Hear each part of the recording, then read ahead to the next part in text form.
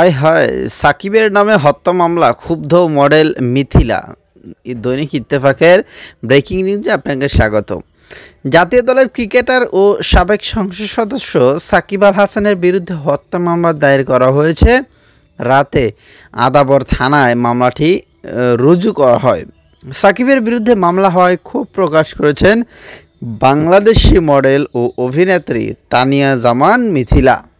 কাহিনী কি, তার সাথে কি কোনো আবার সম্পর্ক আছে নাকি? দর্শক, বিস্তারিত জানতে সম্পূর্ণ ভিডিও দেখুন। ফেসবুক এক পোস্টে তিনি লিখেছেন, এই ধরনের সিলেক্টিভ গ্রেপ্তারের মানে কি? শাহ আলমের মতো বড় অপরাধীরা এখনও ধরাছোঁয়ার বাহিরে। সে সাকিব, যাই করুক, সে খুনি নয়। এখানে সাকিবের ছবি পোস্ট করে মিথিলা আরও লিখেছেন, আপনারা কিভাবে তার এত অর্জন ভুলে গেলেন? সে বিশ্বে বাংলাদেশকে তুলে ধরেছে। আমরা যদি তার ট্যালেন্টের প্রশংসা করতে না পারি তাহলে তো আমাদের দুঃখের বিষয়। আমি সত্যি তার জন্য ব্যথিত। গুঞ্জন রয়েছে সাকিব আল হাসানের সঙ্গে এক সময় সম্পর্কে জড়িয়েছিলেন তানিয়া জামান মিথিলা, পরে বিচ্ছেদ হয়ে যায় তাদের। এই পোস্ট করার কিছুক্ষণ সময় পরেই অবশ্য ডিলিট করে দিয়েছে মিথিলা।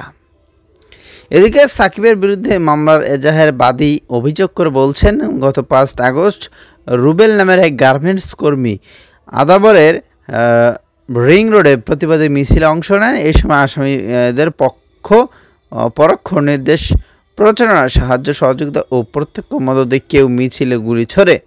বুকে ও পেটে গুলিবদ্ধ অবস্থায় রুবেলকে হাসপাতালে নিলে সে চিকিৎসাধীন অবস্থায় মারা যায়।